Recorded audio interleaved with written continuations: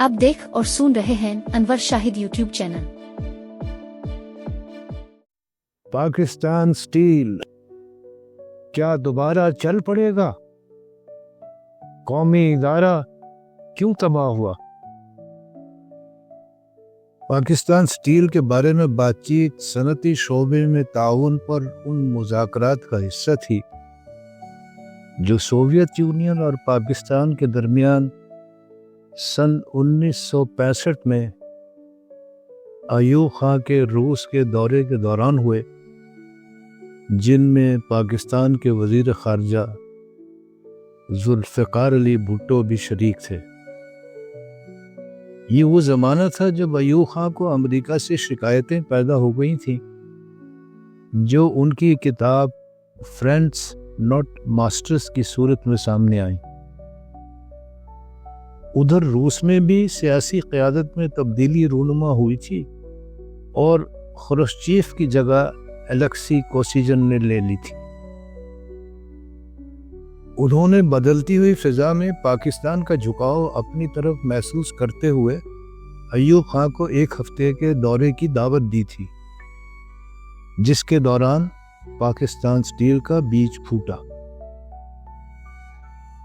ये वो बीज था जो 1957 में उस वक्त बोया गया था जब हुसैन शहीद सोहरवर्दी, जिनका ताल्लुक मशरक़ी पाकिस्तान से था और जो मुत्तहिदा बंगाल के वज़ीर आज़म भी रह चुके थे, पाकिस्तान के वज़ीर आज़म थे। वो एक मुदब्बिर सियासतदान थे जो बाएं बाजू के लिए नरम गोशा रखते थे। उन्हें सोवियत यूनियन की काउंसिल ऑफ मिनिस्टर्स के सरबराह निकोलाई बुल्गानी ने साइंसी और तकनीकी शोबों के अलावा ज़री और इक़्तिसादी शोबों में भी इमदाद की पेशकश की थी।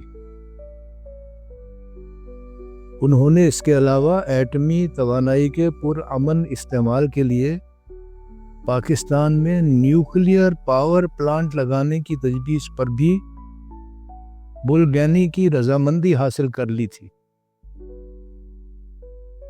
दोनों मुल्कों के दरमियान जारी रहने वाली इस बातचीत के नतीजे में रूस ने पाकिस्तान में तेल की तलाश के मंसूबों के अलावा फौलाद साज कारखाना लगाने पर भी आमादगी जाहिर की थी। हुसैन शहीद सोहरवर्दी को लेकिन एक साल बाद उनके मनसब से हटा दिया गया था, जिसके कुछ अरसे बाद अयूब खां ने हुकूमत संभाल ली थी, जिनके सोवियत यूनियन के दौरे के दौरान पाकिस्तान स्टील पर होने वाली बातचीत खामोशी से आगे बढ़ती रही, हत्ता कि 3 साल बाद उसने ठोस अमली शक्ल इख्तियार करना शुरू कर दी। इसका पहला मजहर 1968 में पाकिस्तान स्टील मिल्स कॉरपोरेशन के नाम से एक नीम सरकारी इदारे का क़याम था।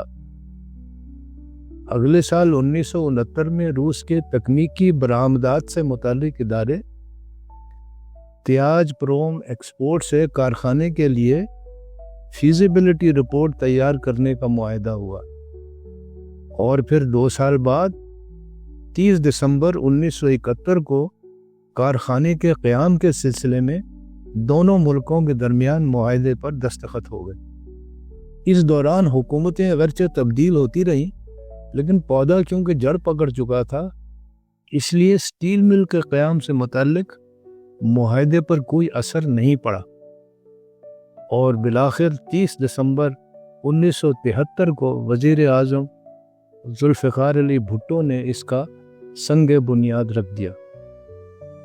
इस मौके पर अपने ख्यालात का इजहार करते हुए उन्होंने फौलाद को मुल्क के दिफा और मईशत के इस्तेहकाम के लिए नागुज़ीर करार दिया था और इसकी पैदावार में खुद कफालत को पाकिस्तान स्टील के क़याम का मकसद बताया था।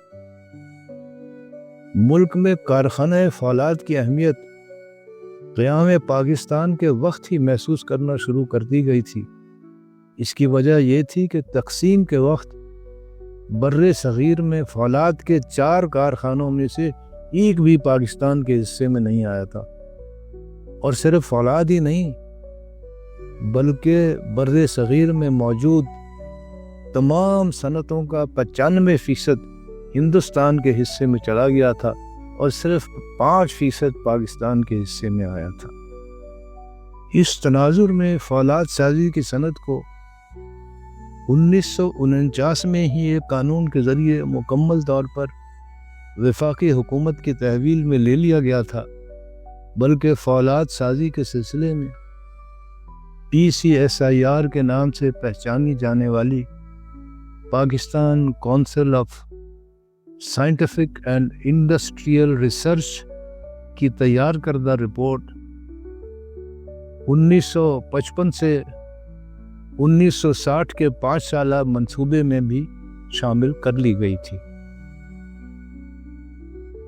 فولاد سازی کے کام کی اہمیت کے پیش نظر ملک کے کئی متعلقہ ادارے اس کام میں جٹ گئے تھے۔